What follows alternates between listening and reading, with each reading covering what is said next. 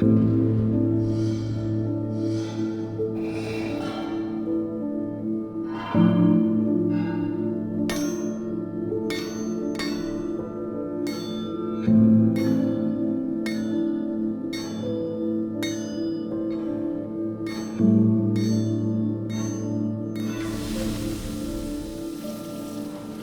plan for my life was to have a child every 2 years. I had that mapped out. I was gonna have a kid every 2 years. I didn't know how many.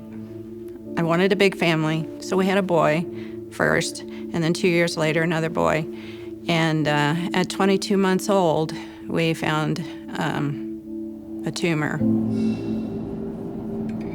Suddenly, we were thrown into a whole different world, a world I didn't even know existed. And we were thrown into the medical world, into surgery, into the hospital, into chemotherapy. I had my daughter right before we found his tumor, 1 week before we found his tumor. He had this rare disorder. I'd never heard of it. You know, there was nothing more that could be done. He did pass away at home.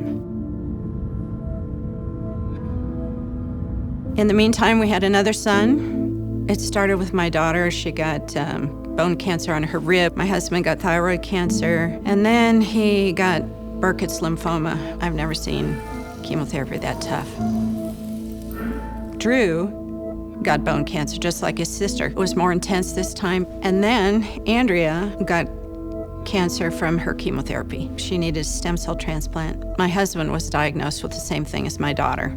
Andrea recovered very quickly. Drew kept getting bad news and bad news and bad news, you know. My son passed away 3 weeks before my husband.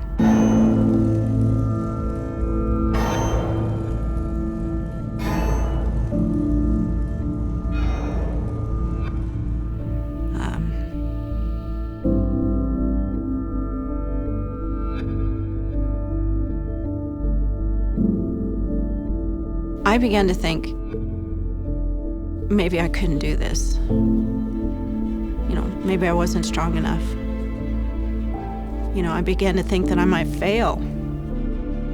But the Lord was not going to allow me to fail. And I know that that's not unique to me, that He does that for everybody.